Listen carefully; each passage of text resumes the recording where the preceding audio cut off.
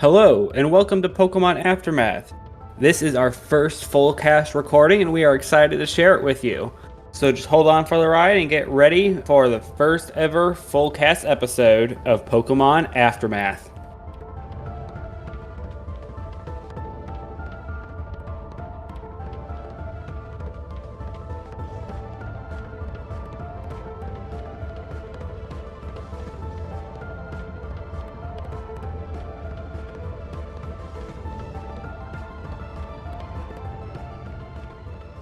Alrighty, so after all of your separate adventures following into Eternity, we start off with all of you waking up the morning of 5 days before the induction tournament.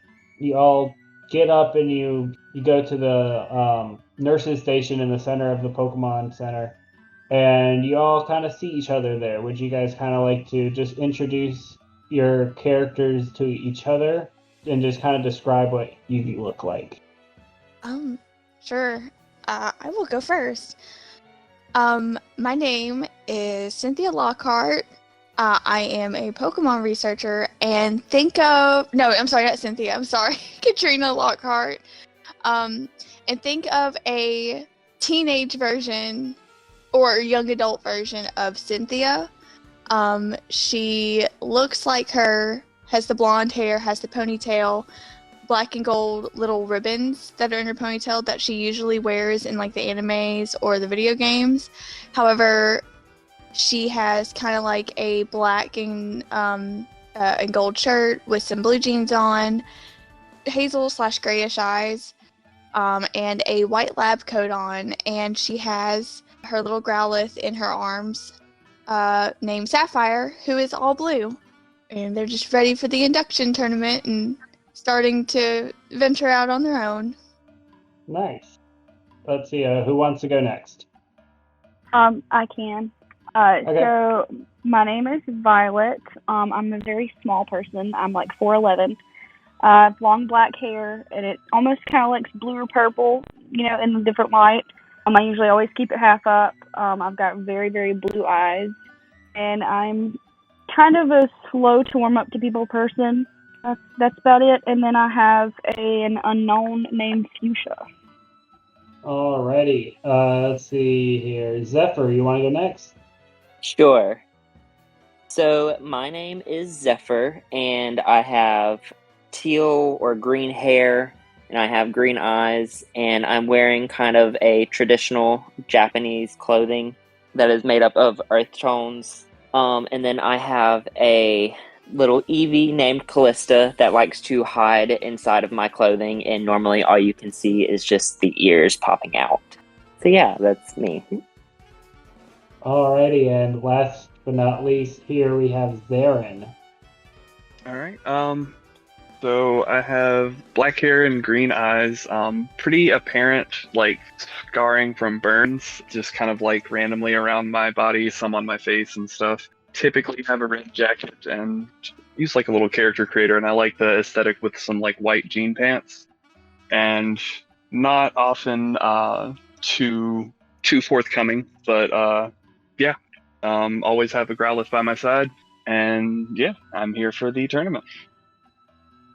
Alrighty, so as you all just kind of see each other coming into this Pokemon Center, you all are just looking around. You don't know each other at the moment, but you all see in the corner of your eye, you see this kind of cork board that has just various like postings up on it, like some advertising, some markets that are going on. You see some flyers for the induction tournament, and you also see a little section that's just like a section for odd jobs for trainers who want to make a little bit of money or who want to get some supplies that they need but don't necessarily have the money to get those.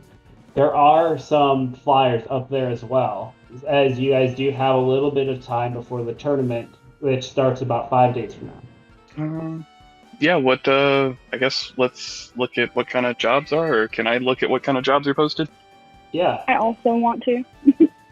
So you see a lot of just very general, generic jobs like I need someone to come and pick me up from the Pokemon at this time on this day, or I need someone to escort me to Celestic Town on the other side of Mount Coronet.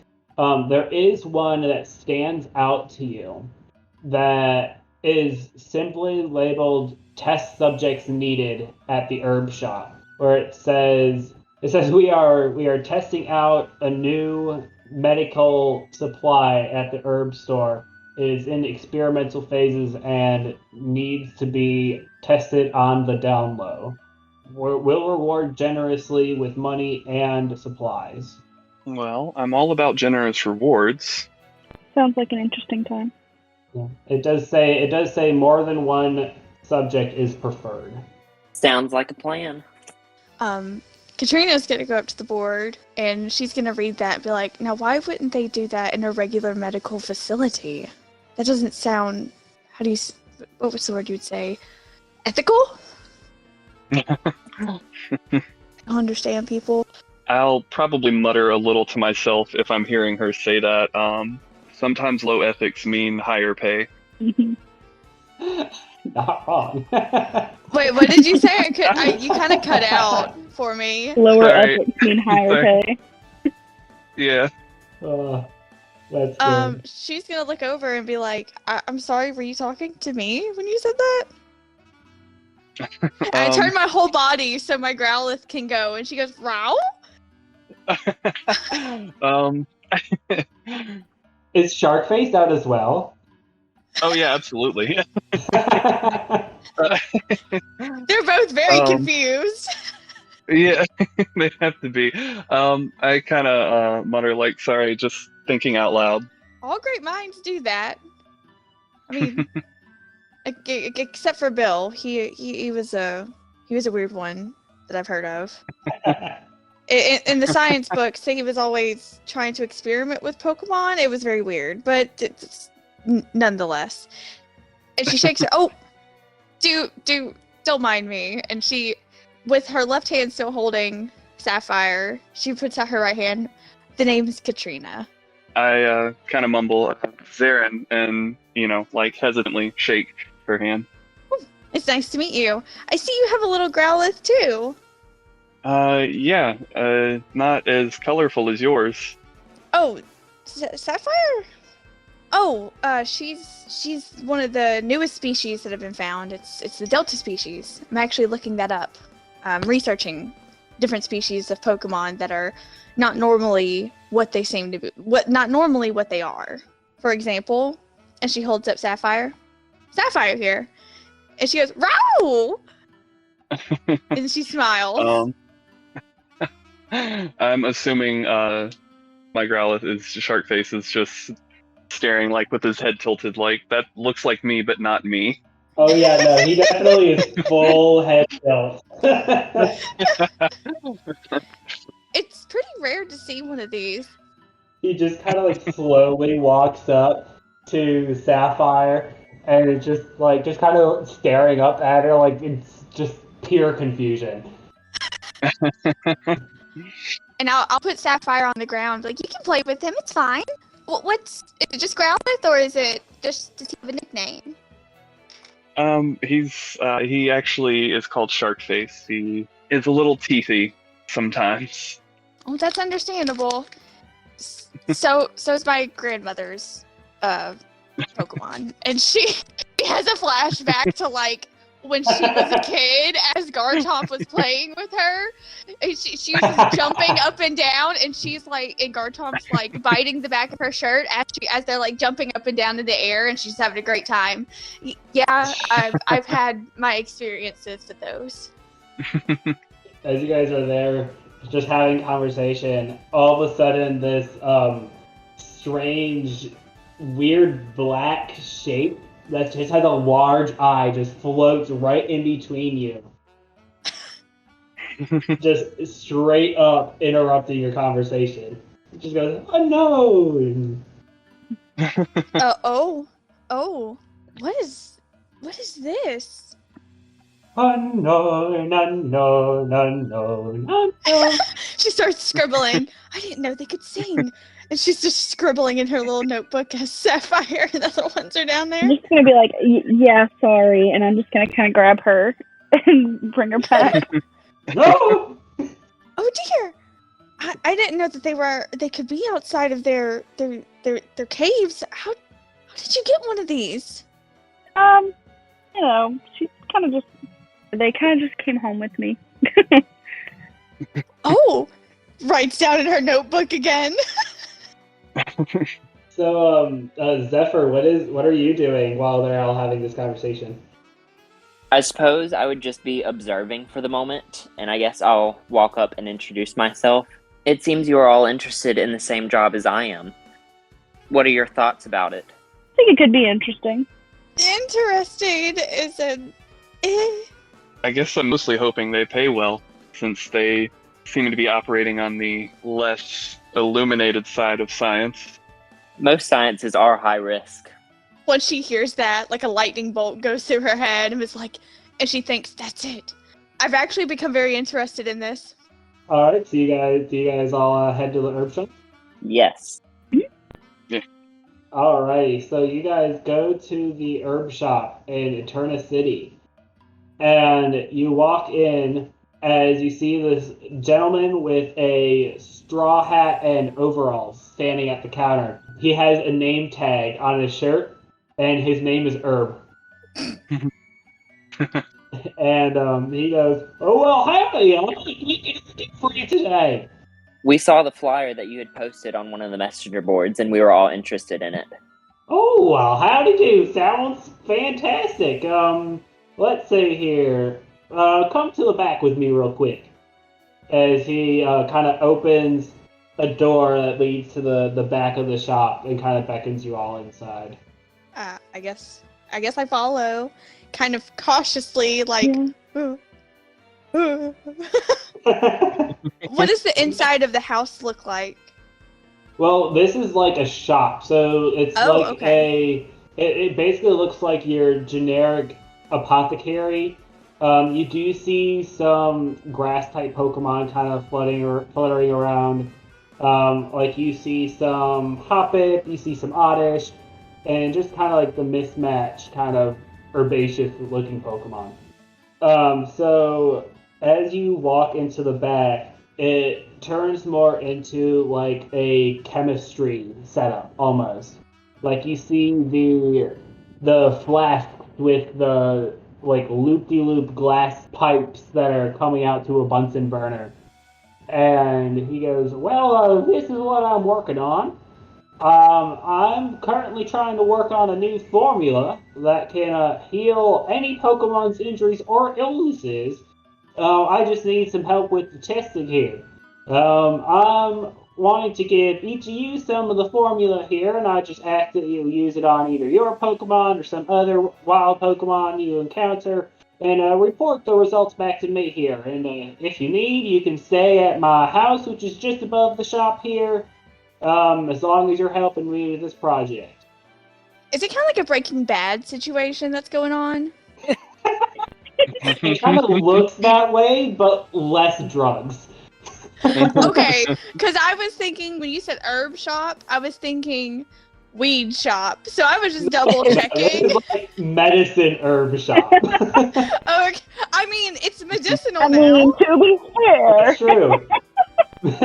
You're not wrong. So, what do y'all say? Do you want to help me out here? I have a decent bit as rewards you could possibly choose here, couple different options that, of course, are to be given upon completion of my formula here. Is there any chance of harm that may come to the Pokemon used on it? Not that I can think of. I've used mainly natural ingredients, so and it's just applied topically, so you don't have to give it to them orally. Seeing as some Pokemon don't have mouths. Can you list off the type of herbs that you used in this salve then? Oh yeah, let's see here. I used some energy root.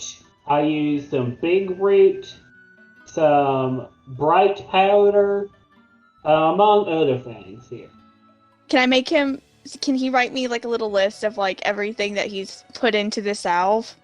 Well, you ask him. You ask him for like a detailed list, and he goes, "Well, I'm hoping this to be a little bit more, discreet, because I don't want people taking my taking my recipe here and using it for themselves. I wish to really start making this and selling it as a product for my business here."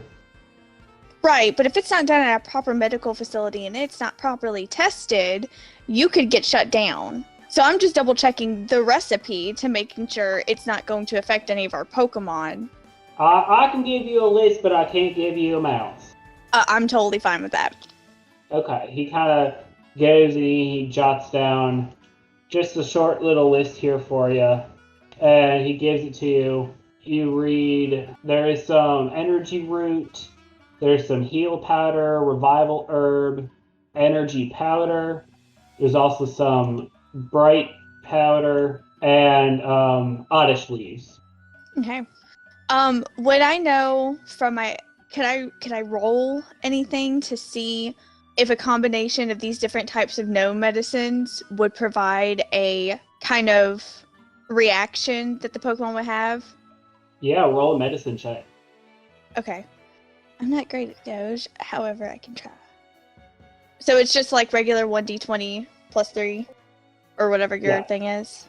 Yep. That's a 12. Okay. You're not entirely sure about possible side effects of these because all of these are very commonly used, at least on their own, with just Pokemon in general for during battles. You do recall something about the bright powder is not generally used on Pokemon, but it's generally used as a held item for the Pokemon Ditto, which transforms into many different Pokemon in order to make it quicker. She's gonna think that to herself, but she's not gonna say anything in front of the man. Okay, so it's a quick powder. I'm sorry. So what are you guys doing? So he's handed us some now? He hasn't handed you any yet. He's waiting for your confirmation. Okay. I'd shrug and say, as long as Sharky doesn't mind the smell, I guess I'll try it. Okay. He kind of it's like, alrighty, well, we can see about that here, and he kind of goes and grabs a little vial and brings it down to your down to Sharkface, and he kind of smells it, and Sharkface just kind of seems he doesn't seem like he hates it, but he doesn't seem like he loves it. He's just kind of neutral towards it. Okay. Good enough for me. Alrighty, and here's your vial here, and he hands one to Zarin. Anybody else interested? Sure, I'll do it. I'm in. I Why suppose not? it couldn't hurt. Alrighty, and he hands one to each of you. Goes, alright, and I'll contact you in a couple days here. Just let me jot down your Pokedex numbers here, if you don't mind. Oh, sure. Alrighty, he kind of jots down your numbers. It's like, alrighty, well, you go ahead and contact me if you notice any side effects or what's going on with the Pokemon, and let me know, and I'll try to see if there's a way that I can sort those out here. And I will contact you with a few days here, and hopefully have an updated formula for you. And I'll let you know if I need anything. Sounds good. Sounds good to me. Alrighty, well, is there anything else that I can do for y'all today? Not that I know Guess of. not. Alrighty. Well, sounds good, and let me know what you find. Have a nice rest of your day. You as well. Yeah, I guess we'll head back to the... Well, no, I mean, he said we could stay here as long as we're trying stuff. Is there anything to do in this area? Well, there's a couple things. I mean, there's a kind of history museum. There's a large statue in the middle of town. The Rangers base is in the north part of town. You have the gym in the southern part of town, which is where the tournament is going to take place. And then there's the Eterna Forest to the west, and there is Route 211 to the east. Question, could we take on one of the other jobs while trying out his treatment, or do we need to stay around here for the testing? No, you can go ahead and try another job. Okay, there was that escort job. I was kind of curious about that. Yeah, so Katrina, you would know the route from Eterna City to Celestic Town is a couple days' journey. Yeah, I was like, we wouldn't have time to do that one. By the time we could make it back, it'd be time for, well, it would probably be a day late coming back from Celestic Town. And plus, you have to know somebody who's from there to know how to get there. Well, then I guess that one's not an option. There is some that are like requesting the capture of certain Pokemon around Eterna City. Oh, hey, we could do this one. And I pull one off requesting the Pokemon. And you pull one off, and it is requesting. It says Pokemon wanted. It has Rotom, and it says known location to be in the darker parts of Eterna Forest. And it says if captured, please bring to, and then it lists the address that it wants you to bring the Rotom to if captured. And then you see one for a Turtwig. You see one for a Sinonian Feebas. And you see one for a Sinonian Vulpix. Oh, that's interesting. Yeah. All of them have their known habitat to be Eterna Forest. Then yeah, we do that. Oh, I just captured a Pokemon in Eterna Forest. Maybe she would know where most of these Pokemon reside. Possibly, yeah. We can do some of these capture quests then. And I'm gonna take my Pokedex out. Am I able to take pictures with them instead of taking the actual quests off the board? Yeah, you can take pictures of them. Okay, so I'm just gonna take pictures of them. So we don't like rip the flyers off the board and take them. Yeah, Okay. so you guys take the pictures, and what's your next steps? I guess we're headed into the forest. Do we have Pokeballs? Do we need to go stop by the Pokemart? I think I only have one, but I also don't have money. much in the way of money to get more, but at the very least, I can be there for combat assistance. If only there was another player who had a lot of money. Don't look at me! That she's watching a movie with her father right now. It is Father's Day, so we'll give her a pass. I could still buy 3 of them. It probably wouldn't hurt to have some, so I could stand to buy a few. I mean, I could buy technically one. buy That 6, is but all. that would be all of my money.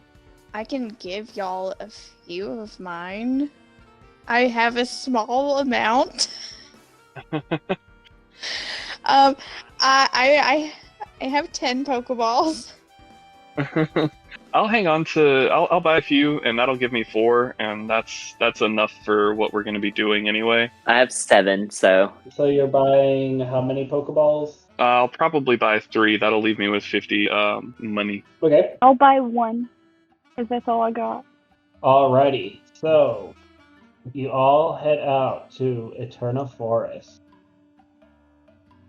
So you head out to Eterna Forest, where, for those of you who haven't been before, is absolutely lush environment full of dense trees.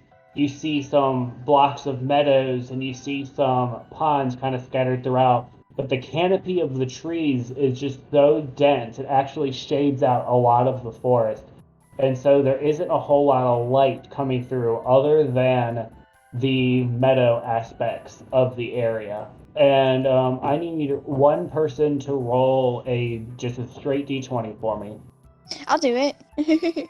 Okay. Oh, that's a 3. Oh god. Okay, Okay. roll another d20 for me. That's a 13. Oh. Fun. Fun. At this point, don't say that. as soon as we go into Eterna Forest, I'm gonna let out Dojo. Okay. So you see Katrina take out this Pokeball. As she opens it up, you guys see this massive blue Hercules beetle standing up on its back 2 legs. As it Calm just down, goes, Dojo. It's okay. And she pets her on the head. Dojo is taller than her, by the way. Or at least the same height. Her horn makes it to where they're the same height. Yeah. Dojo, these are my new friends. This is Violet, Zephyr, and Zarin. We're here to help collect some Pokemon. Would you mind helping us, since you know the area pretty well? Haircross, and she kind of nods a little bit. So are you gonna ask her anything else about maybe what kind of Pokemon you're looking for? I'm just gonna show her the dossier of photos that I have, and I picture her just putting her chin to her little mouth and go, Oh, absolutely. Do you know where the closest one is? And kind of thinks a little bit. I'm assuming she's gonna point to which picture she knows where of one of these Pokemon are. Yeah, she's going to point at the one with the picture of the Turtwig on it, which is, for those of you who may not know what a Turtwig is, it's this little turtle that has this little green turtle that has a brown shell and a little tiny tree sprout coming up out of its head. It's adorable. It is very adorable. It's adorable. And Dojo kind of points at it, and then she turns around and starts marching in a direction. Oh, I guess she knows where the Turtwig is. Y'all like to follow her? Alright. Yeah, I guess we're following her. Okay, so you guys follow her, and she is adamant, and she's going in that direction. And you guys are following her for like 10 minutes, 15 minutes, 30 minutes, 45 minutes. As you guys are getting deeper and deeper into the forest, and it actually, you know that it's not super late, but it does kind of start to get a little dark in the forest, just of how dense the forest is getting. And you start to see a bunch of kind of like webbing kind of throughout the trees. And I need all of you to roll an athletic or acrobatics check. Oh. No. Dojo, are you sure you went the right way? I rolled a 4. I'm saying that in character, by the way. Like, hey, It's just like, yeah, I'm pretty I positive. rolled a 5. Wonderful. I rolled a 19. What'd you roll, Catrina? I got a 6. So Violet, rolling the highest out of the group, she's just like, all right, everybody, just make sure you don't step on the webs because we don't know what's here. as Zephyr, Catrina, and Zarin all just snag a web and snap it.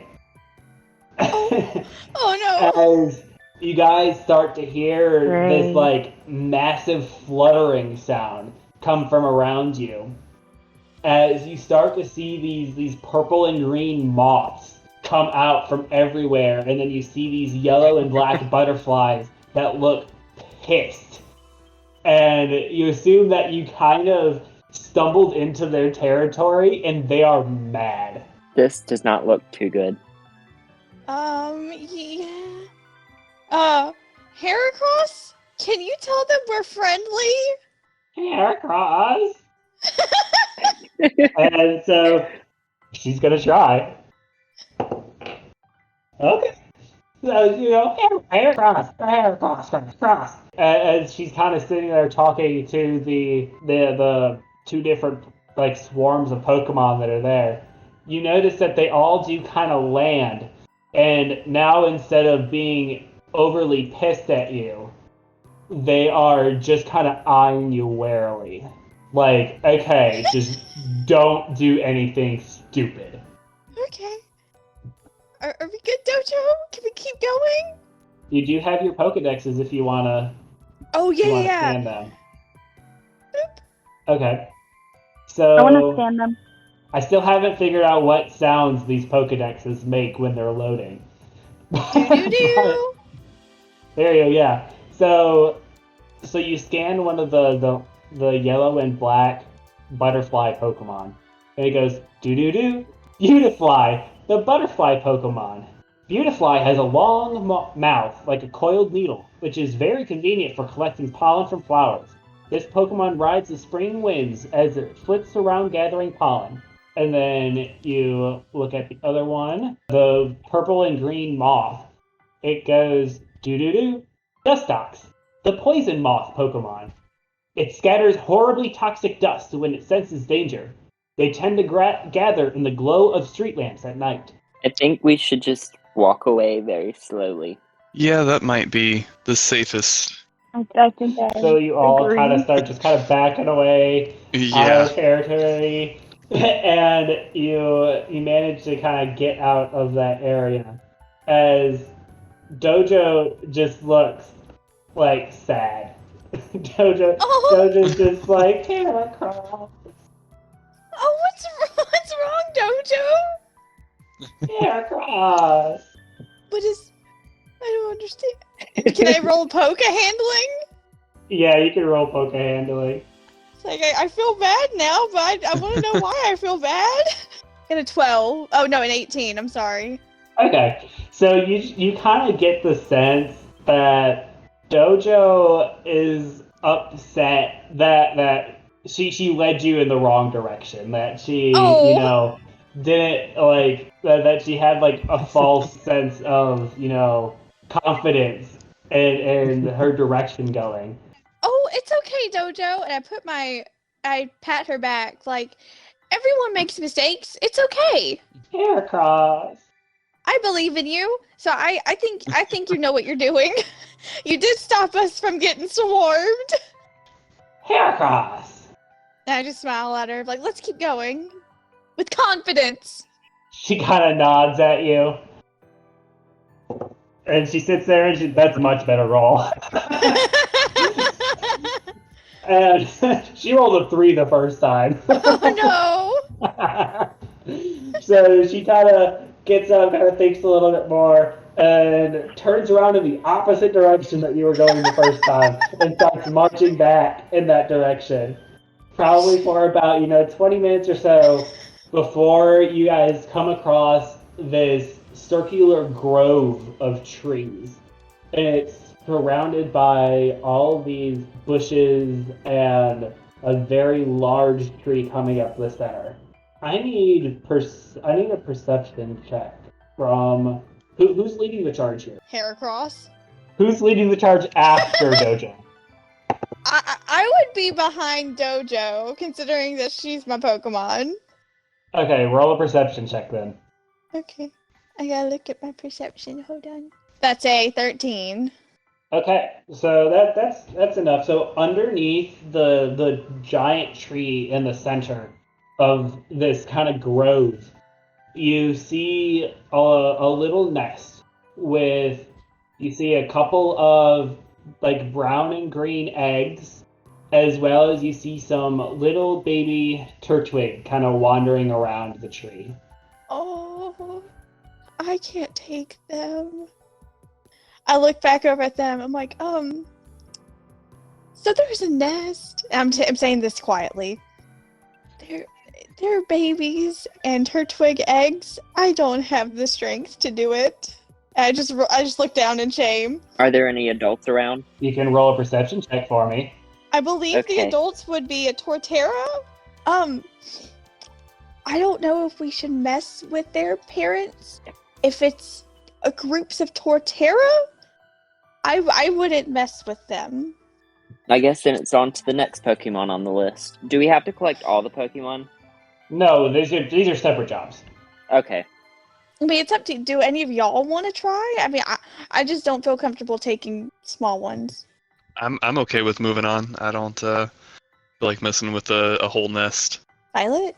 Yeah, it kind of sounds like a bad idea. Alright, sure they have what Pokemon are you guys moving on to then? There are 3 others there. There was the Sinnoh form of Vulpix, which is, you see, the picture of it is this purple Vulpix with these almost ghostly flame-like tails coming out the back. And then you have the Sinnoh form of Feebas, which is this very bright light brown Pokemon that has these aurora lights looking almost like fins coming off of the Pokemon. And then there's the Rotom, which is like a little orange bulb that has wings that look like electricity. Do we have any insight to locations of any of them? Or does Dojo? It says that Rotom is found. It does say that Rotom is found often in the meadow areas, or rarely in the meadow areas, or in the old chateau at night. It says that the Vulpix is found in the meadows very rarely in the meadows during both day and night. And the Feebas is found in the kind of spread out ponds during the day. What time of day is it now? It is probably about midday right now. So probably Seabass would be a good option. What do you guys think? Mm-hmm. Yeah, let's go with Seabass. Okay. So you guys head to the ponds. And I'm guessing you guys are all just kind of separately looking for a Feebas in the ponds? Probably. I'd probably see if Dojo would know where they'd be at. Dojo just kind of shakes her head. She's like, here across, and you kind of get the sense that Dojo is not really from this part of the forest. So she doesn't really get it, but she's more than happy to help you look. If you all just want to roll a rarity check for me, which is just a straight D20. Sure. I rolled a 12. Okay, so I got a 14. I get a 12. And Zarin, what did you get? 5 again. This dice does not like me. So who rolled the highest then? Violet did with 14, right? I got a 14, yeah. Okay. So you guys are going around looking for this kind of light Pokemon that is a pretty rare Pokemon to find around these parts. You see a lot of Magikarps. You see some little blue kind of water strider looking Pokemon striding around on top of the water. There's some Goldeen, like a white and orange goldfish that are swimming around. And you do see a kind of light-ish Pokemon. It's a very slender, light kind of colored Pokemon that is kind of it is kind of swimming around in the shallow ends of the ponds. Okay, can I scan it with my Pokedex from here? You can. So you scan it with your Pokedex and it goes, doo-doo, Barboach, the Whiskers Pokemon. It probes muddy riverbeds with its 2 long whiskers. A slimy film protects its body. So at this point, you guys have been searching probably for about an hour. So if you want to roll again, you can roll again. It'll take you another hour. Okay. Yeah, I guess let's roll. I rolled a 17. Oh, Nice. 18. Heck yeah. That is another 14 for me. Oh, that's another 13. Okay, so you see more Goldeens, you see more Barboaches. You see actually quite a few Barboaches. Two of you rolled for Barboach. But Zarin, you see this small kind of glow moving through the ponds. You're not quite able to get a shape, but you do see like a glow coming from underneath the surface of the water. Okay. I guess we don't really have fishing rods. Does it seem like it's close to the surface? It seems like it's pretty close to the surface, yeah. Okay, and I don't know if I want to send Sharky in there to attack it, or if I want to try and like snatch at it myself. I'll kind of like gently snap my fingers to get Sharky's attention and see if he spots it. And he kind of locks eyes with it as it's moving around. You see him moving his head like a dog with a tennis ball. Well, he can't exactly use Ember on it under the water. I mean, he could try, but it would probably not do very well.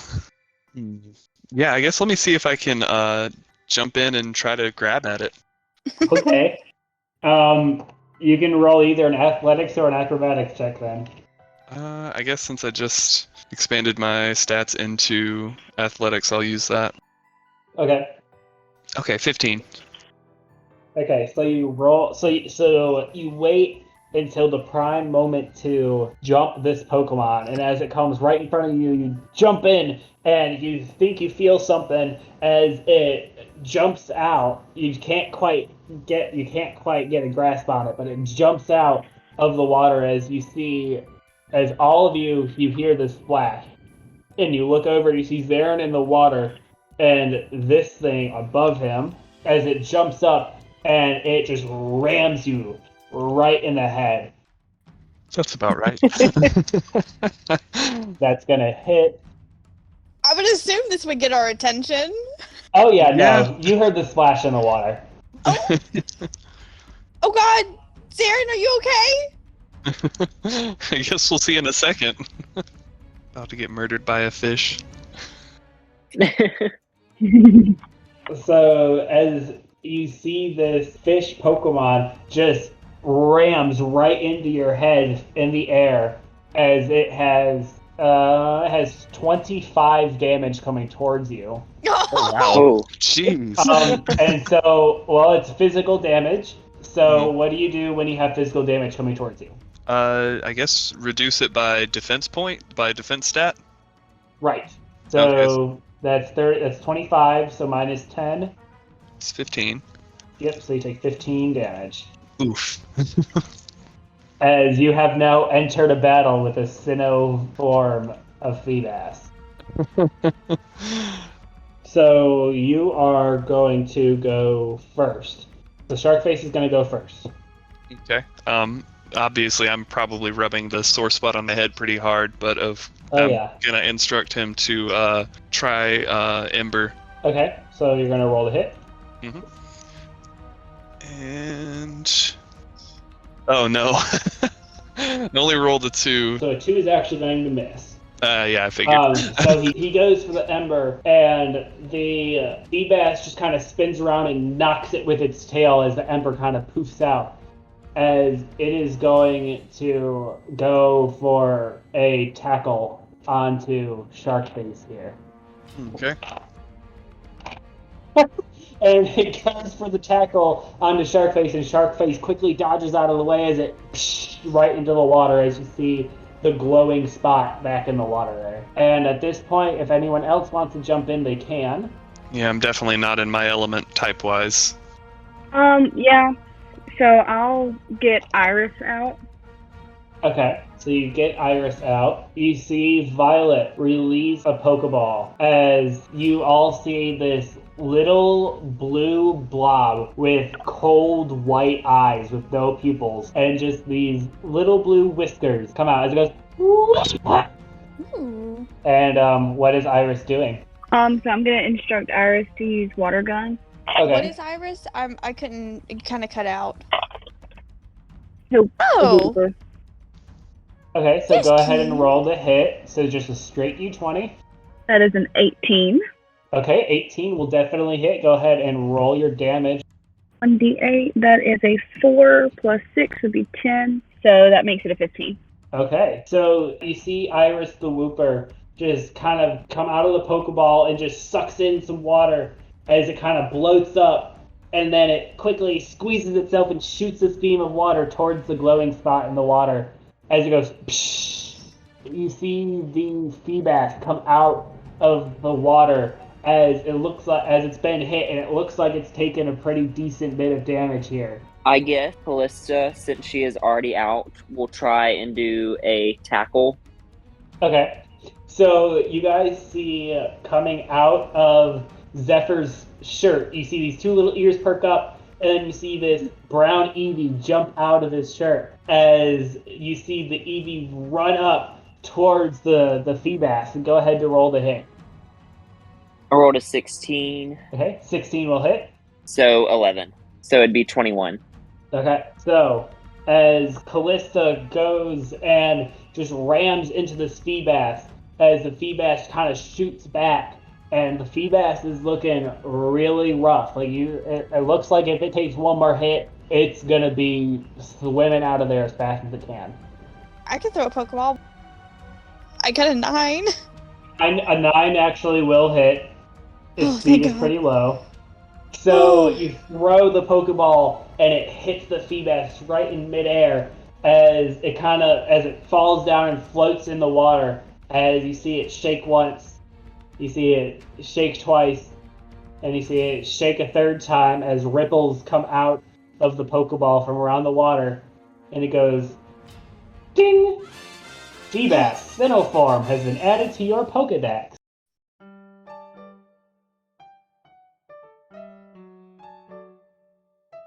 Hold on to your hats, trainers, because there's more excitement coming your way. We hope you're enjoying the captivating tales of our players as they navigate their paths through Sinnoh.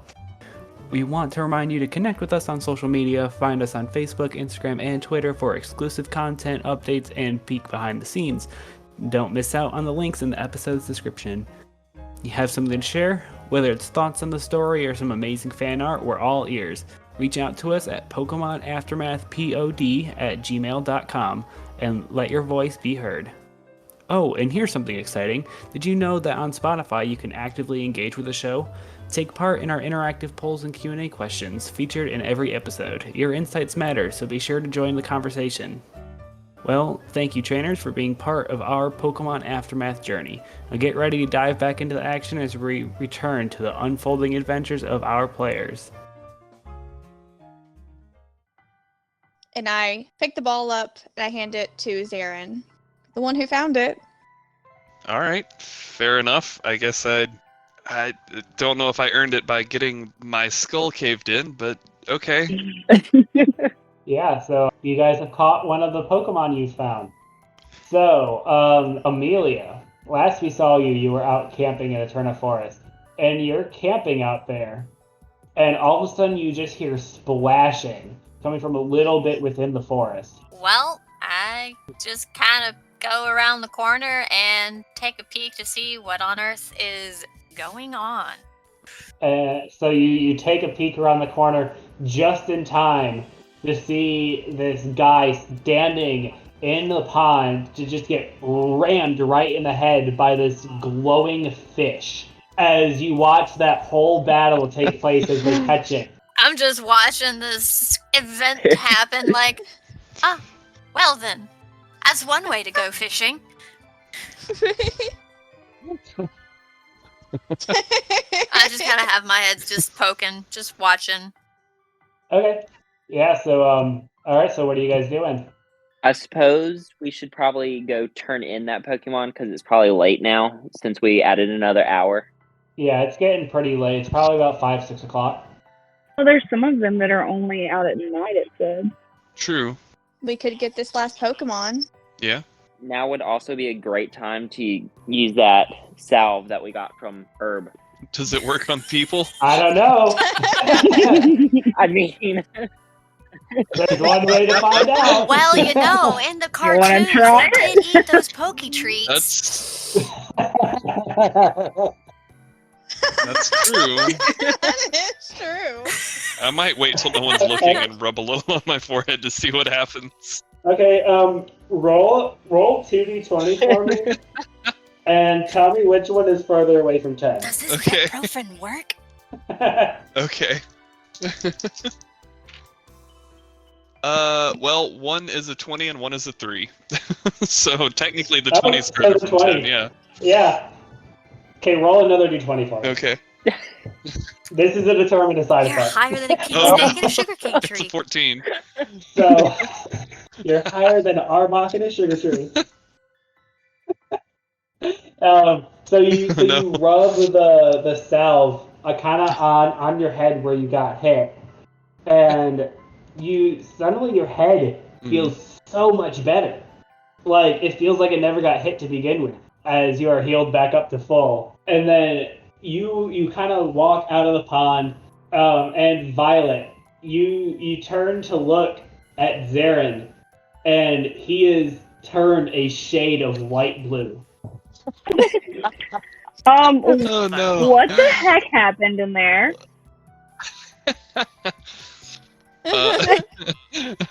I feel great, so I have no idea what she's talking about. So she'll be like, what do you mean? I just tried to catch the fish, and it headbutt me. You're blue. No, I feel okay. No, like you're physically blue. Your skin has turned a different color. As you hold up your hand and you look at your hand, you see that your No. hand is just this pale shade of light blue. Oh no. I just look around like, does someone want to write that down for the farmer? Already doing it. Turns people light blue / violet. Maybe cause for concern? ? Maybe a rash ? We'll study further. He did say it was meant for Pokemon, though, and not people. Nothing You ventured, do nothing notice, gained. Darren, that you feel so much better. Like, you feel perfectly fine. Yeah, I will tell them that. I'll be like, maybe it's got silver. What's that silver stuff in it that makes you turn blue? Who knows? Yeah, I'll tell them. I know I feel great. Should we try it on these sea bass? Yeah, I don't see why not. Okay, so you release the Feebass, and it just kind of sitting in the pond, just kind of looking up at you with like its glowing fins, just kind of waving in the pond. Feebass. I'll see if it's like comfortable with me approaching it with the I guess it's like an ointment, or is it just a spray? It's an ointment. Ointment. Okay, yeah. I'll see if it's comfortable with me approaching it and kind of let it smell it before I I guess just rub it on its back, because it doesn't have any obvious injuries I can apply it to. Not really. I mean, it looks a little Okay. beat up because it took mostly Yeah. blunt damage, but you kind of lower down and you kind of rub the ointment in on the Feebass. Roll another d20 for me. Okay. 10. 10. Okay, so you rub the ointment on the Feebass, and everybody is watching. And you guys all know that the Feebass's wounds do all get healed completely. There's no evidence of the battle left onto Feebass's shape, except you do start to see a change in Feebass's color as well. And you see it go from this kind of very light tan to this, it kind of fades into a black. So it's Well, not that's just interesting. people then. It's a dye-based potion. See? Ah! Well, Did it was already healed, or did it heal with it? It healed with it. You notice that after he applied the lotion, all evidence of the battle disappeared. However, the side effect is it changing colors. fair enough. All right, I'm gonna write down my notebooks. Used on Feebass, turned to a darker shade? ? Maybe a rash ? We'll further study. Is Zarin a Pokemon ? We'll further study. Results inconclusive. So, what are you guys doing next? After... I guess we go out to the Rotom then, right? Yeah, why not? I mean, I'm not hurt anymore. Yeah. And Amelia, you do see this happen. Like, you see the Feebass change color, and you see Zarin change color. Yeah, my face is the. What am I watching? Roll a stealth check for me, Amelia. Wait. 11. Everyone, you guys are kind of looking at all these changes happening as you just hear a very subtle come from the trees behind you. I'm like, Dojo, get prepared. We might have something coming. as Amelia, you see this giant Hercules beetle just come out from in front of the blonde-haired woman that is just kind of on its 2 feet, kind of just looking around, getting ready for whatever's coming its way. Roll perception to see if we see her directly. You can't. Well, it's a 10, and that is 14. What does he see, Amelia? He sees a head sticking out with his sun hat on, with my one side of my lip just perked up, kind of a twisted what? I have never seen that happen before. As you see this blue man quickly look directly at you. And I still have that face looking directly at him, huh? Oh, hi. Research project. Don't worry about it. Scribble, scribble, scribble. Right. I don't want to know. Yeah. What are you doing all the way out in the woods at this time of night? Sleeping. And then I woke up to this. Sleeping? I suppose that could be quite confusing. Very. Everyone just started turning different colors. Dojo, did we not see her coming through? Yeah. Guess Oh, not. I've been here. I was sleeping. I guess that commotion could wake someone up. Just a little bit. Scribble, scribble, scribble. I'm just awkwardly sorry for waking you up. Still entirely blue. It's okay. I've woken up to worser things. Worse than someone turning blue and a Pokemon turning a different shade of color? Yeah. Writes down notes. So what are you doing here, not at the Pokemon Center? Are you a trainer? Something like that, yeah. I'm a ranger. Oh, you're a ranger. What are you doing in the forest then? Ranger stuff. Sleeping. Sleeping. Fighting with a monkey. I'm sorry, what?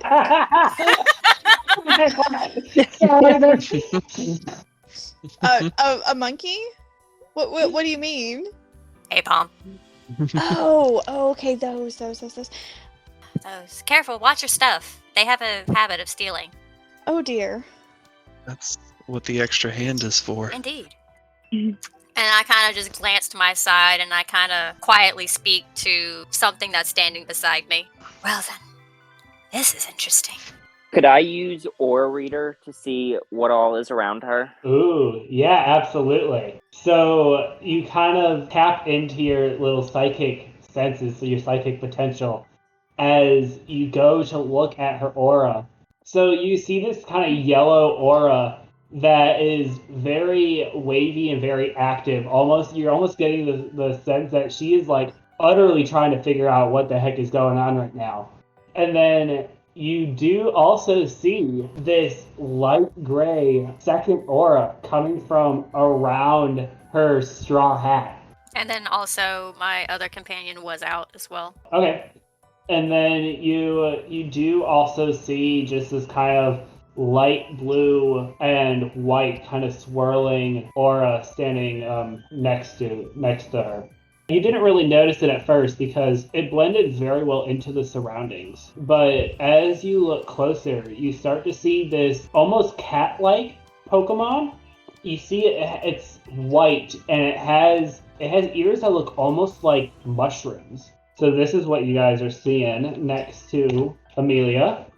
Oh That my is god. the cutest thing I've ever seen. That is adorable. But yeah, that's who I was kind of whispering to. Is have you ever seen that happen before? Orion. Me too. I'm confused as well. But by far the Oh. weirdest thing that you're seeing though, Zephyr, Is it the hat? is the hat has its own aura. There seems to be something living inside of your hat. I just kind of immediately put up my hand oh no, it is my hat. My hat's alive, not inside. Oh, well, maybe not then, because I just found a Pokemon living in a vase. Oh?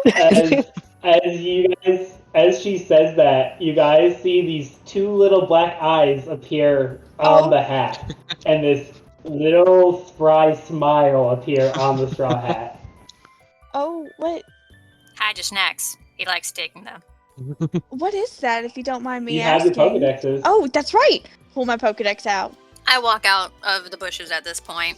Okay, so you pull out your Pokedex and point it at her hat, and it goes, doo-doo. Ditto, the transform Pokemon. Capable of reorganizing its cells to transform into an exact duplicate of its enemy. It is usually a shapeless blob. Wait, then what Pokemon is it replicating? Oh, this guy? Oh, Ditto can do more than just Pokemon. He does objects as well. As you see the straw hat kind of slurp off of her head and turn into this little purple blob with a little simple smile on it. Goes, Ditto! I'm just gonna like point my Pokédex at the other one, the white Okay. thing, fox-looking thing. Yeah, so you point it at the fox-looking one, and it goes, doo-doo, Sporeon, the mushroom Pokemon. Sporeon came as a result of the remaining Eevees adapting to their new conditions, making them able to survive in harmful and toxic surroundings by integrating waste into their bodies, transforming and filtering it into spores with various applications. And at the sound of Eevee, Zephyr, you feel Callista kind of perk up in your shirt and pokes her head out of your shirt. Oh, look at that, a normal Eevee. Eevee! Indeed, Callista has been by my side for a very long time. Eevee! I just kind of bend over and let Duper turn back into a straw hat. Roll a d20 for me. 11. Okay, that's good enough. It transforms into a straw hat. You guys can't tell the difference between it being a Ditto and it being a regular straw hat, other than you knowing that it's a Ditto. Alright, Dojo. I think I'm gonna go ahead and put you back in your Pokeball now, if that's okay. Heracross! Alright, and I return Dojo back to its Pokeball. Okay. Are we calling it a night, or are we going to continue to look for the other two Pokemon? Well, one is only located at night, so we would have to travel at night to try to find it. Your name was Amelia, right? Am I getting that right? Yeah. Do you want to come and join us? What are you hunting? And I pull out the photos. I was like, well, we first found these group of Turtwigs, but they were all babies. We decided not to take any of them. And then we just caught this Feebas, which was on the roster of someone needing us to capture it. Next is a Rotom. And just a second here. Amelia, you being from the Kanto region, you know, like, you've been to Johto a couple times. You know what a Feebas looks like, and this isn't it. Yeah, I've been glancing at it, just kind of like disturbed, like that poor thing. Did it just die on the inside? Yeah, I am deeply concerned for it. So it's like, this is not the Feebas that you know. The Feebas that you know usually is like blue fin and brown, and it honestly looks kind of ugly looking. But this is like a beautiful fish. It's like, this is not Feebas. Yeah, I kind of point while she's like mid-sentence, and I'm like, that's not as deep as what? Like, we're hoping it's temporary. And I just look at my arms again, like. But that's a pretty fish. They don't look pretty. And Zarin, you look down at your arms, and they look normal. Oh, okay. Well, that was fast. Now let's hope the same applies to Pokemon. I look at the fish and I go, are you okay? Feebas! You're freaked out too, okay. As it just kind of squirts a little bit of water at you. So what are you guys doing? I'm down to wait and try to catch the. Which one is it that's out at night? They're both out at night. It's just Rotom is only found at night. What was the third one? And the other is the. She hadn't shown you the third one yet. Yeah. Okay. So, Catrina, were you still showing Amelia the photos? Mm-hmm. And I go and I'm like, Rotom, which I believe that's the one that only appears at night, is the one we need to go after next. And she slides over. Doo-doo. I actually kind of forgot what the last one was. The last one is a picture it was of Sanoa Vulpix, that's right. Right. So you see this picture of, it says it's a Vulpix, but it's this dark purple fox with these like ghostly will-o-wispy tails. And you're like, that's not a Vulpix either. Vulpix are usually orange. So yeah, I would definitely kind of look very confused and be like, it's not... What? Maybe that one's tried some of this potion too. Vulpix don't look like this. What is wrong with these Pokemon? And as you say that, I have a feeling that my Pokemon, Sapphire, would hear this and come out of her Pokeball. Oh yeah. I want to make that a trait, is that she comes out of her Pokeball all the time, against my will. Okay. Kind of like absolutely. Psyduck with Misty. Perfect. So you see this beam of light, Amelia, come out from one of Katrina's pockets, and out comes this blue Growlithe that has like a finned tail, and you have never seen a Growlithe like this before. And it goes. That's pretty much We've my seen nothing but expression. weird Pokemon and people. Oh, Sapphire, don't be upset. And Sapphire runs up to Amelia and starts nuzzling her leg. I let her do it, but at the same time, I'm like, are you guys just rubbing that salve on Pokemon? Oh, no. Well, yes and no. Okay, listen. not just Pokemon. No, Sapphire is a Delta species. She's a Delta species of Arcanine. Well, Growlithe. They're all Kind of fire like types, how- they're all red. Well, right. But Delta species not only changes the color and the fur patterns of Pokemon and their scales and everything, but it also changes their typing. So, for example, and I go up to Amelia and hold Growlithe in between her arms, kind of like how you would like a small puppy. I'm like, Growlithe here, my Sapphire, is a water type Pokemon. As Sapphire kind of just spits a She blows little bubbles. fountain of water. Yeah, she blows bubbles in Amelia's face. I still have that look on my face going, they've always been fire. Oh, I have another one. Do you want to see? Actually, she might be able to help. He might be able to help us illuminate everything. And I put Sapphire on my shoulder. So you do recall that Akuma is not a Delta species. It is just a Johto species. Oh, okay. Okay, well, never mind. Sorry. But I do have a newer version of a Pokemon that might help us illuminate the area while we're walking through the dark forest. It's a Do you Johtoian let Akuma Pokemon. out? Yeah. I'm like, come on out, Akuma. And Amelia, you definitely take note that she said it's a Johto form of a Pokemon. And so as you guys see this strange Ponyta come out of this Pokeball, Amelia, you instantly clock it. And you're like, I've been to Johto and I've seen Ponyta. That is not a Johtonian Ponyta. Yeah, that's pretty much exactly what I say is that is not a Ponyta. That's not even the fairy type Ponyta I have heard about. That is not from Johto. Pull out your Pokedex. So Amelia pulls out this Pokédex, and all of you just kind of look at her and wonder as it's this big, blocky, red machine. As Amelia, you pull it out and you try to scan this Pokemon that you don't know what it is, and you just see like an error sign come up constantly, and then your Pokedex just kind of sparks and shorts out as this little small plume of smoke comes out of it. Well, great. Your should-be existing Ponyta probably just broke this. Oh, gosh darn it. I go to fumble with it. Roll a tech education check. 19 plus 3.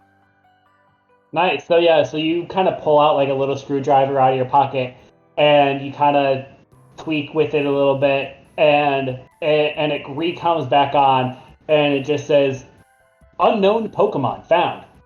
Probably need to update. And I opened up my Pokedex and I pointed towards Okay. Akuma. And it goes, doo-doo, Ponyta, Johto form, the Fire Horse Pokemon. It can spew fire and poison from its mouth and horn, creating a colorful display that can dazzle or intimidate its opponent. He's a wonderful addition to my team, and I just start petting his mane. Just Ponyta.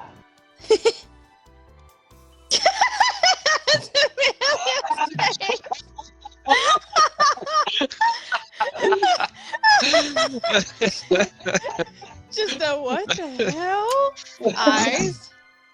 Yeah, That's Like, maybe I perfect. should just go back to sleep. This is not my I day. think I should go back to sleep. I don't think this is... I have the state-of-the-art Pokédex. What? Can I look at the Uh. equipment?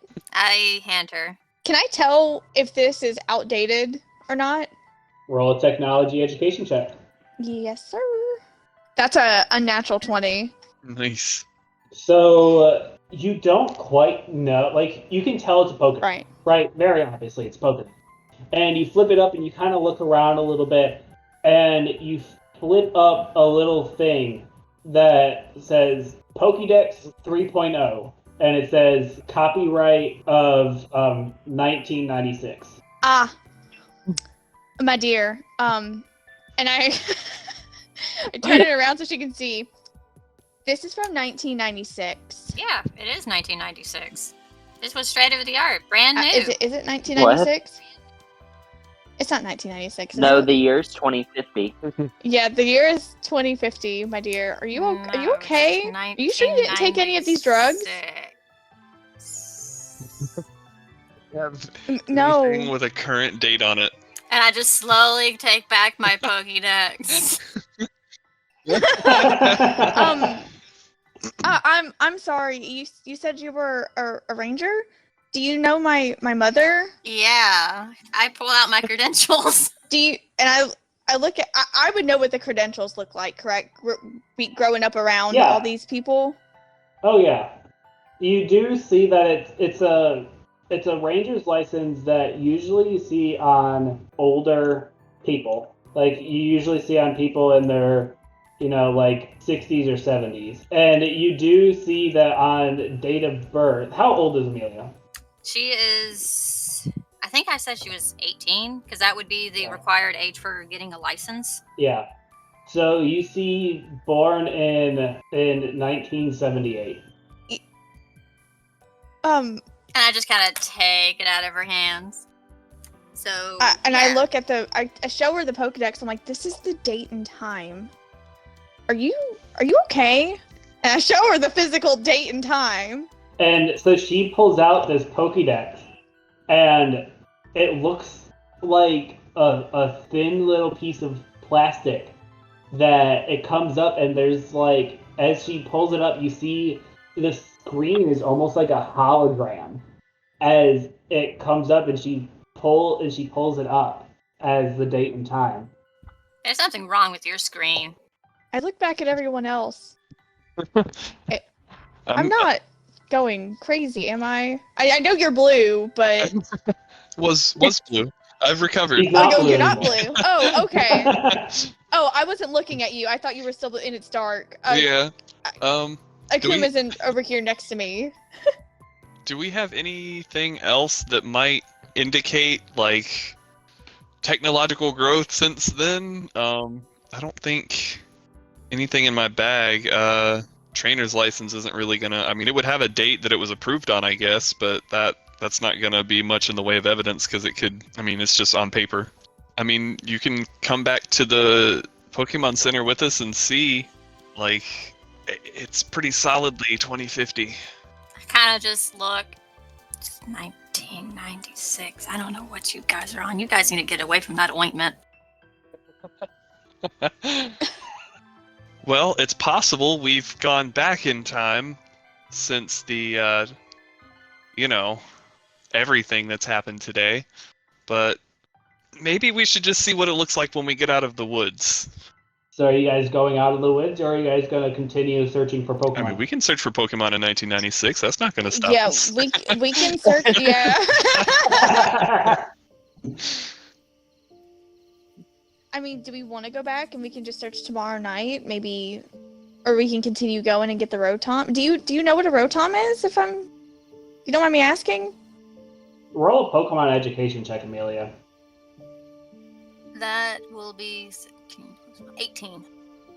Okay, yeah, you know what a Rotom is. You've seen pictures. You've never seen one in person, but you've seen pictures of Rotoms. Yeah, I know what that one is. I haven't really seen one in person, but I've read about it. Just kind of raise eyebrow, still very somewhat confused. Poke my hat. Good job. Stay away from that self-duper. We're pretty sure the Sporeon didn't exist back then, right? I mean, the EV evolutions were still being discovered. The last one was Sylveon. True. Well, and so you four know that that's not true. You know the last one that was discovered was actually named Drakion. Oh. Well then, yeah, I say that. What on? Dragon type Eevee? I'm guessing, but I'm assuming that's what that is. Yeah. Or dragon type evolution, rather. They discovered the dragon type? What? You must have been asleep for a while. Yeah, are you serious? Like, I'm not trying to be rude to you, Amelia, but we're not lying to you. The dragon type Pokemon have been exist for a long time. To further prove a point, I could also pull out Raven. Oh, okay. So Yeah. Zephyr pulls out this Pokeball, and as he releases it, you guys see this small little black bird with smoky, ashy wings. Oh, that's dope. And this is what you see. That's what you see. Nice. He looks so sad. That's Relatable. Sad, he's tired. Oh, that's so cute. He did catch him with a natural 20 while he was asleep. So Don't know what you Fair. want from me. you do have a Pokedex. Yeah, I'm definitely pointing that at it. Yeah, so it goes doo-doo. Swablu, Sinnoh form, the cotton bird Pokemon. Swablu is a mischievous and cunning Pokemon, and it likes to play pranks on unsuspecting people and Pokemon. Hell yeah. I look very confused. I'm just like, but it's... I don't know if you would know what a Swablu is, though, because that's from the Hoenn region. That's pretty far from Kanto. I mean, books and whatnot, being a ranger. That and my Yeah. family from Yeah. then being gym battling, traveling. That's true. From gym, if your family being like popular ace trainers, you probably would have heard of a Sinnoh Yeah, form of blue, white, Swablu if there was one. cotton thing. Kind of just look at it and be like, is it sick? You're not. Swablu. You're tired. Swablu. Swablu. I see. So you're not sick. Swablu. If you say so. As it kind of lifts its smoky wings and it kind of flies over to you and lands on your backpack. I'll just kind of, look over my shoulder, get my hand and kind of pat it and fluff its wings and be like, oh, well, so who's the crazy one here? Your peeps or me? Damn it! This thing is so good. I feel like it after all the natural one. And so as you're petting it and you're kind of ruffling its wings, you feel the smoky wing kind of go into your backpack and kind of start rustling around your backpack. So at the same time, I'm like, Duper does this all the time. Please get your hands out of my backpack. Swablu, as it flaps its wings and it goes back over to Zephyr and just sits on his head kind of pouting. If you take any treats... You might have to clean the ashes out of your backpack now. I raise my hand and be like, don't worry, Ditto will putty it out. He doesn't like it when other things get in my backpack. Those are his treats. I'm sure my hat is now glaring at this bird.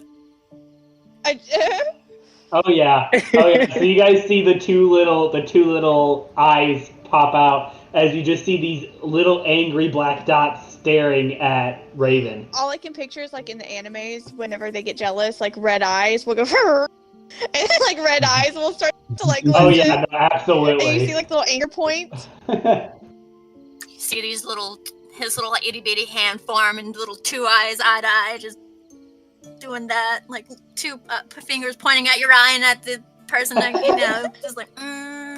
It's like, yeah. That is an adorable Swablu. Where did you get it?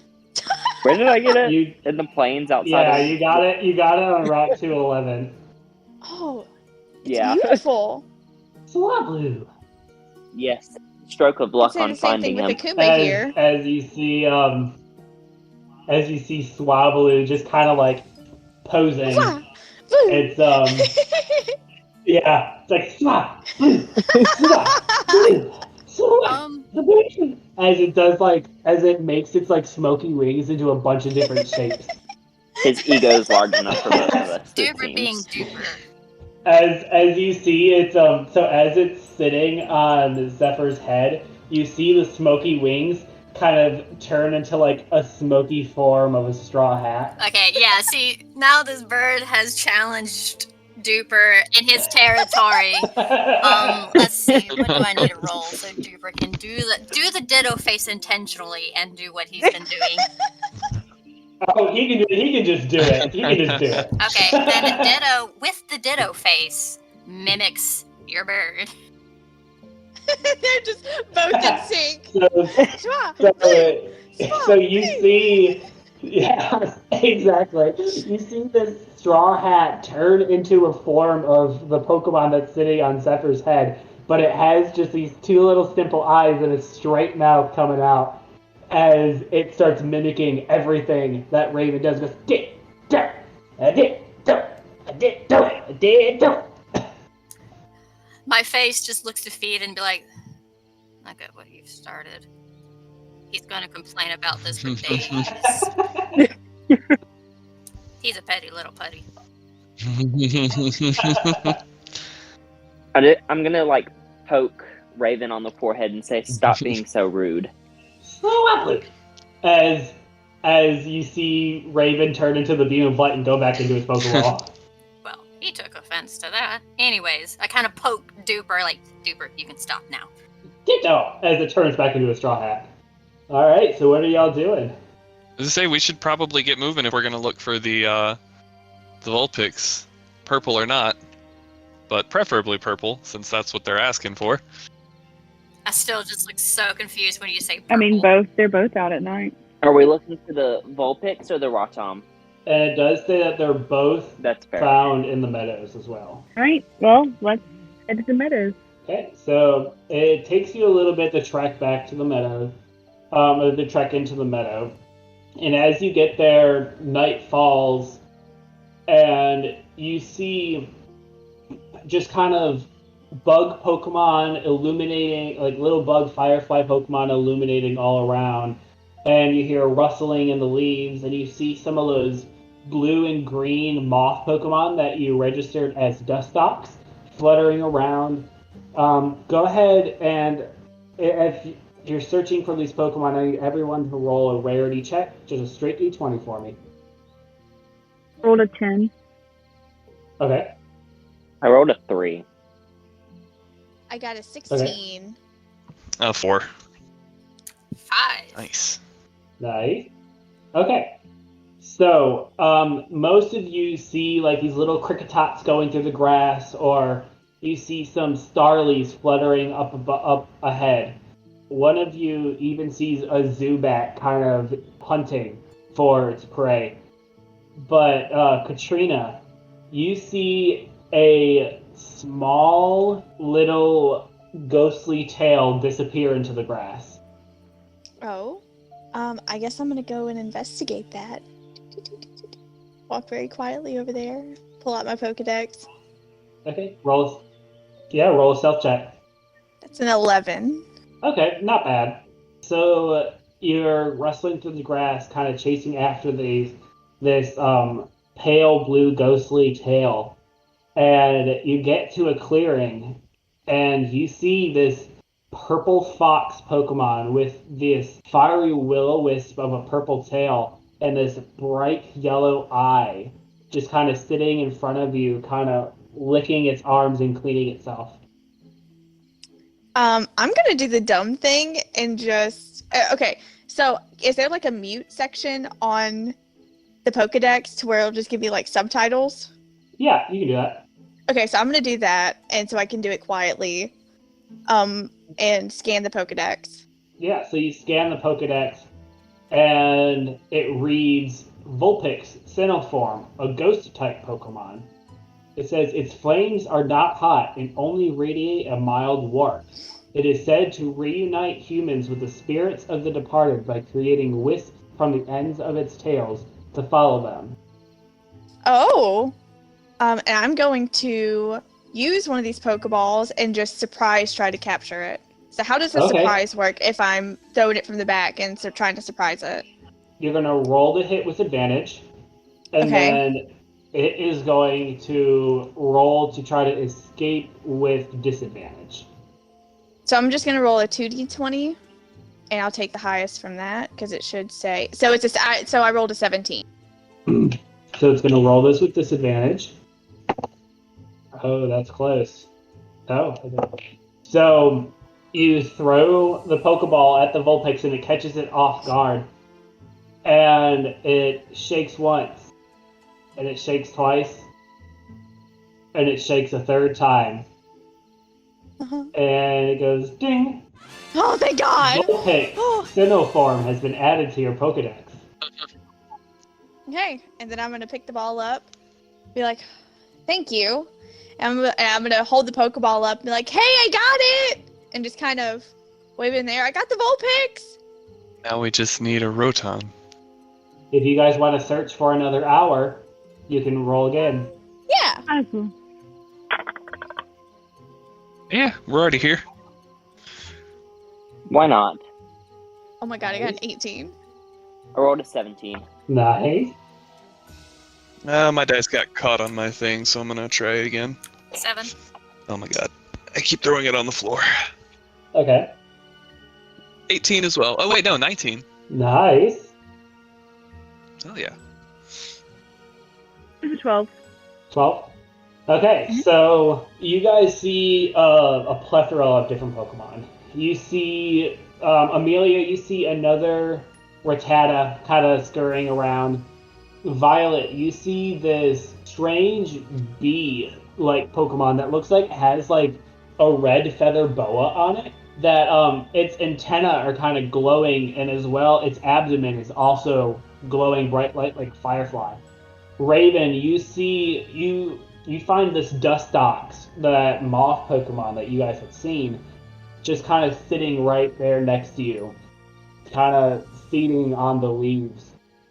And Catrina, you see this beautiful orange and black moth kind of flutter right in front of your face that you recognize as a Mothim. And Zarin, you're looking for whatever could look like a Rotom, as I need you to roll a speed, just a straight speed check for me. Oh no, that too. So all of a sudden, out of nowhere, you see this tongue appear as it just licks you right up and down.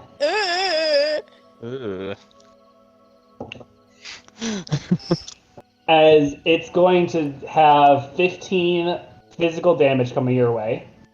Is that after my stat or before my stat? Before. 4, so that would go down to 5. Or no. Yep. Yeah, down to 5, yeah. Yeah. Okay. So, and then... So, you just get this big old tongue that licks you as you feel this saliva on this tongue kind of start causing your body to kind of stiff up to where it's very difficult for you to move. Oh, fun. As So- you are paralyzed. So Ghastly or Haunter maybe, or a Lickitung, but those tend to not be nocturnal. As you see these 2 3-tonged ghostly hands appear out of nowhere, as this spiky-bodied Pokemon just appears out of the ether in front of you, as it's just kind of laughing maniacally as it flies up into the sky and disappears. Oh, great. Does any of this? Yeah, Does any of us notice that? Roll perception checks. Just laying in the dirt. 22. Okay, I rolled a 10. Okay. Ooh, Ooh. Amelia definitely noticed. I rolled a nat 1. I didn't see shit. Amelia definitely noticed. That's a 5. Yeah, so Amelia's the only one that noticed this. Can I see where it went, or is it just gone? It's just Do gone. I recognize what that Pokemon Ah, was? damn. I love Hunter. Oh yeah, no, you know that is Yeah, Haunter. so I pretty much just watched that happen, and I'm just like, oh yay, there's a Haunter here. Oh, yay! So Zarin, your speed right now is effectively halved. Mm-hmm. So it's at 5 now instead of 10. As Mhm. well as if you ever want to take an action, you have to roll a d20. And if it is a 10 or lower, you are paralyzed and cannot move. Okay. I guess let me see if I can. Did I just fall over? No, you're standing up. Okay. Let me see if I can. I just have this cringed face. Yeah. Well, I already was. I've already fallen in the That's true. lake, so. Can I see if I can chase after it in whatever direction it went? Sure. Okay. What is your speed? Speed, if it's half right now, then it would just be a 5. Well, your movement speed. Oh, movement speed. That's a 2. Plus Or your, 30. Sorry, 30. Plus your psychic. So your psychic agility should let you add your special attack or speed modifier. So which one of those are higher? Special attack. It's a 15. And So plus 4. Plus 4. So you're adding 20 feet. You should add 20 feet to your speed. Okay. So it should be at 50. So you have a movement speed of 25. Okay. So, so you're able to kind of keep pace with this haunter. Actually, you managed to kind of catch up to it a little bit. Mm-hmm. Ha! Damn it! And and as you're running, you feel the effects of this paralysis just kind of run off you with the adrenaline that's coming out. I rolled a natural 20 on your nice. paralysis rolls, so you are cured of the Nice. paralysis. Awesome. Even better. But you actually do manage to actually catch up to it. Okay, cool. I'll see if Sharkface can hit it with Ember then. Yeah, roll the hit. Awesome. 18. Yeah. That'll hit. Nice. Let's get to Sharkface's. So 15 total. 15. Yeah, so you hit it with the ember as it deals a little bit of damage to it. It doesn't deal a lot of damage, but it deals a little bit. As it turns around, and it goes, "Haunter!" Is it? As you start to see it, it's just a high enough level for this. As you see it form its hands together, as you see this ball of pure shadow energy form as it shoots it towards Sharkface. Oh no. I need to roll different dice. Oh god. as it just launches straight past Sharkface and directly into the ground with a boom. Fair enough. Let's try not to get hit by that. Yeah, I guess we'll try Ember again. Okay, roll the hit. Can any of us join in? Do we see this happening now? Yeah, at this point, you guys definitely hear this going on. I'm gonna tell Akuma to stay in line of vision so we have a light source, and I'm gonna tell Sapphire to because I'm holding Sapphire at this point, and I'm gonna put Okay. Sapphire into the fight whenever available. Yeah. So we'll let Sharkface do his Ember attack here, and then people can join in. Okay. All right. Let me roll. 16. As he shoots this second Ember, you see the haunter suddenly just kind of turns this shade of almost like a pinkish purple. As you see, it's starting to kind of burn up a little bit. Okay. And I guess at that point, that's up to either the Haunter or anybody else that wants to intervene. Yeah. Anyone else want to join in at this point? How far away am I currently from it? You're probably about 40 feet away. Okay. You can go ahead and attack. Oh, okay. How far am I away? Probably about the same distance. Okay, so I'm gonna carry Sapphire as close as I can, and then let her run off to hit a attack. I don't know. So I can run 30 feet. So I'm gonna get 30 feet, and then Sapphire can run. Okay, so she's gonna run 25 feet, and then she's going to use. I'm gonna use water gun. Yep, roll straight d20 to hit. That's a natural 20. Crit! Hey Yes! yo! So go ahead and roll your base damage of 8. That's a 19 total. So it would be a 29? So how do crits Which- work? You should have doubled that and the dice roll damage. 38. Plus your 10, so 48 damage. Dang. Yeah, so Sapphire jumps up and just shoots this blast of water, super pressurized water at this haunter as it knocks the haunter out of the air and it lands on its back on the ground, dealing a good bit of damage to this haunter. And she's growling. Jeez. Oh yeah. Alrighty, and it is the haunter's turn. So it's going to get up, and now its attention is turned to Sapphire as it takes that ball of shadow, and it is going to direct it at Sapphire now. That's going to hit. Okay. That was almost a natural 20. Oh no. Let's see. Let's see. So that's going to be 27 ghost type damage coming towards you. So you do 22 damage. Okay. Alrighty, and it comes back around to Sharkface's turn. If I get Sharkface to attack, can I still throw a Pokeball? No. No. Okay. So let me try one of my my 4 Pokeballs. Yeah, go ahead. Throw a Pokeball. It's pretty low on health, actually. Yeah. Let's see. Yeah, I figured the fucking water cannon probably weakened it a lot. Oh yeah. Who needs hydro pump when you have water gun? Right? No kidding. Alrighty. And it is actually burned, so Yes. it actually does increase that chance of you catching it a little bit. Sweet. I was hoping that would count. Okay. So you throw the Pokeball at this haunter as it turns into this ball of light as you see the 3 clawed hands kind of stab into the ground as it is like resisting going into this Pokeball. As it gets sucked up into the Pokeball and it hits the ground and it shakes once and it shakes twice and it shakes a 3rd time and it shakes a 4th time. Mm-hmm. Ding! Haunter has been added to your Pokedex. Oh god! Yes. Oh, that's Use it awesome. responsibly. It's a level 9 Haunter, Oh my god!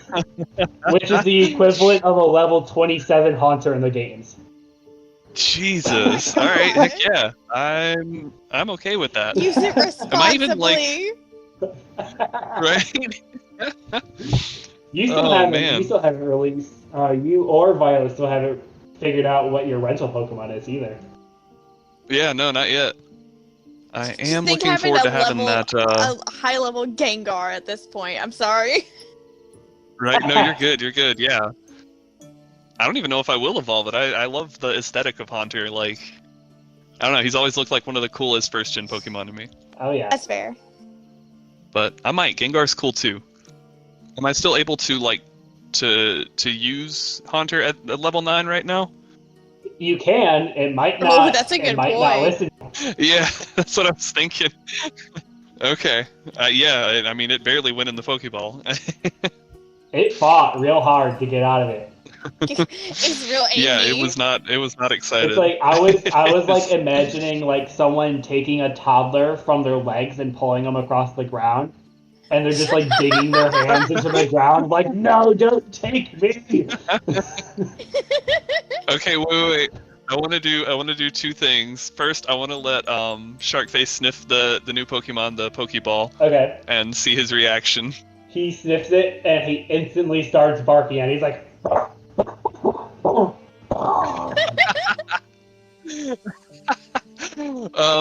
Also, I don't know if it's safe to let it out. I assume it'll go back in the Pokeball pretty, like, easily enough, whether it likes it or not at this point. I don't know. Oh no. Oh no, maybe There's I'll only- wait. There's only one way to find out. That's true. And I'd rather do it out here rather than back at the Pokemon Center where it could wreak havoc in the town. Yeah, I guess I'll let it out, and I want to try this ointment on it, see what color it turns. Okay. Oh yeah, I'm gonna put ointment. I'm gonna get Sapphire to come over here and be like, "You did such a good job!" And I'm gonna hug her, and then I'm like, "Come here, let's get you healed up. We can try the salve on you. Are you okay with that?" Okay. And as I'm doing that, I'm just gonna slather it on her little wounds that she has. Okay, both of you roll a d20. Okay. Actually, Zarin, roll 2d20s for me and tell me which one is farther away from 10. All right. I got a 3. A 6 and a 2. Oh no. Oh So, we'll start with Sapphire. Sapphire is fully healed from her injuries. no! Okay. And then you notice Sapphire gets very lax and very tired and just falls asleep. Oh, okay. Oh, no. And then Writing it down in my notice notes. she is breathing. She's asleep. She's just asleep. She's Okay. just asleep. I'll write down. She's just sleeping, sweetheart. She's just sleeping. Right. I'm gonna pet her and be like, "Huh, that's odd." Writes down in my notes. Make some people. No, not people. Scribble it out. Make some Pokemon fall asleep? Question mark. Still breathing. No concern there. However, how long will they be asleep? Question mark. I'm just gonna carry her and hold her like a baby while she's sleeping. Okay. Yeah. And Zarin, you let out the Haunter, and it looks at you, and then it goes invisible, and you can't see it anymore. Oh no. Can't really put ointment on an invisible Pokemon, so now I guess I have to spend the next few minutes trying to get it back in the Pokeball. So are you just running around pressing the button on the Pokeball? Yes. Like, where'd you go? It's like I'm just trying to Pretty heal much, you. yes. I could definitely Right, like I hear was trying to help. some obscenities in there. Yeah, definitely. Um, I have like Sharkface chasing it around with me, just trying to like sniff it out. and so with such a low roll you got, I'll say you're running around for probably like 35, 45 minutes before you see the beam of light shoot back into the Pokeball. So while that's happening and while they're running around, I'm gonna ask Amelia, Violet, and Zephyr, do y'all just want to make camp here for the night? I got a few things in my bag. I got a sleeping bag and everything. We can make a fire. Akuma can help with that. Might as well. Okay. And I'm gonna start gathering a pile of sticks and rocks and make a little campfire. So Akuma does have one of Akuma's traits is that he is always warm. Oh, that's true. I can just keep him out all night. Yeah, he also glows.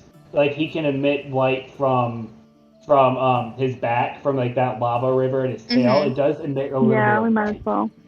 Okay. Well, I'm just gonna start placing my sleeping bag and sit on it, let out Dojo, and just have my Pokemon kind of resting. I'm gonna feed them their own little treat because I still have some food for them as well, specific Pokemon food. I'm gonna give them their own. I'm gonna pour out some Sapphires and just wait for her to wake up because she's probably gonna be hungry. And then I'm gonna eat me Okay. some jerky or something while I'm watching this fiasco happening. I'm just kind of like, yeah, the fiasco of him Yeah. trying to put Haunter back in his ball. Oh yeah. So you're sitting there watching, and the whole thing goes by, and Sapphire still doesn't wake up. Oh wow. Oh, it's concerning. A little bit. Hey guys, Sapphire still isn't awake. It's been a minute, and if it was a condition, the sleep effect would have worn off by now. I'm getting a little worried.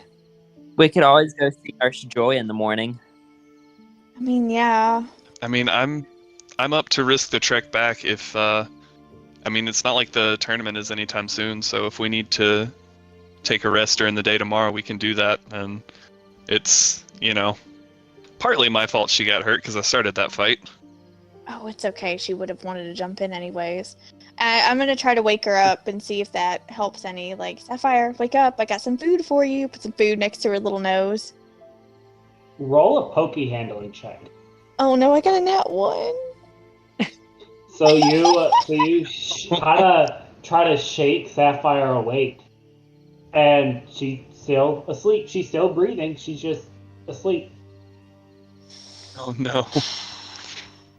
Yeah, I might have to go back to the Pokemon Center. Y'all can feel free to stay out here. I'll have Akuma and dojo with me, I'll keep them out of the Pokeballs. But I probably need to go back to the Pokemon Center.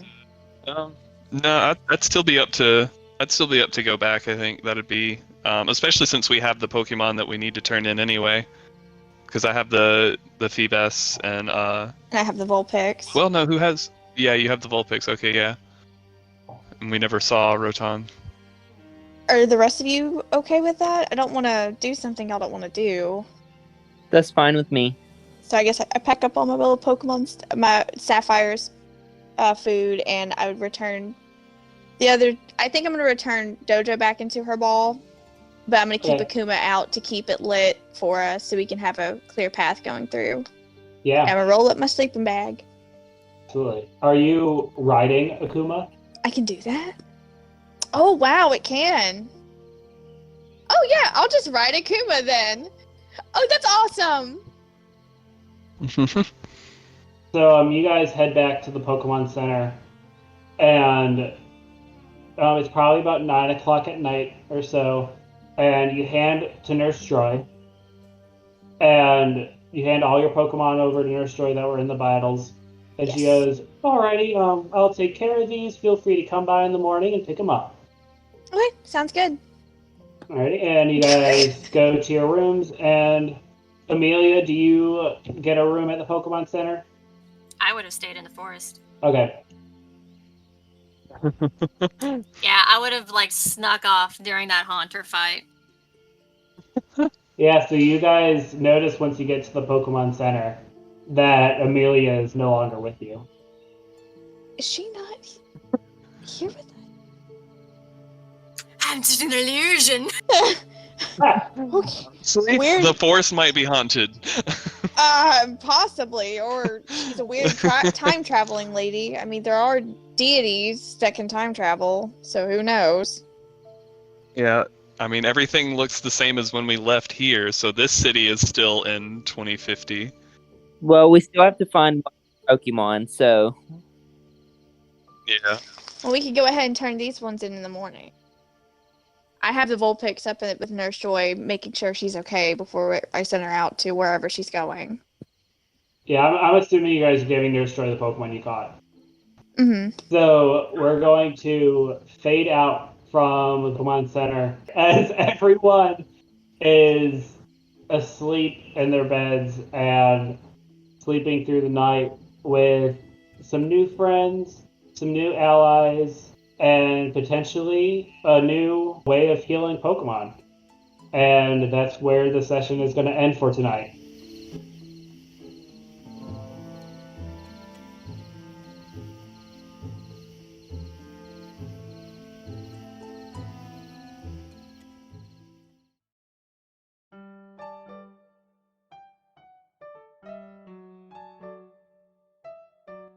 And there you have it, fellow trainers. We want to extend a heartfelt thank you for joining us on this incredible journey through Sinnoh with our players. Your support and enthusiasm mean the world to us. Remember, you can stay connected with Pokemon Aftermath on our social media platforms. Follow us on Facebook, Instagram, and Twitter for exciting updates, behind-the-scenes glimpses, and more. Find the links in the episode description below. If you have any thoughts, feedback, or even some amazing fan art to share, we'd love to hear from you. Drop us an email at PokemonAftermathPod@gmail.com. Your input truly makes this journey even more special. And don't forget, on Spotify, you can engage with the show directly through our interactive polls and Q&A questions featured in every episode. Your opinions matter, so join the conversation and be a part of the adventure. Now, once again, thank you for being part of the Pokemon Aftermath community. Stay tuned for more thrilling episodes and captivating stories that await us on the road ahead.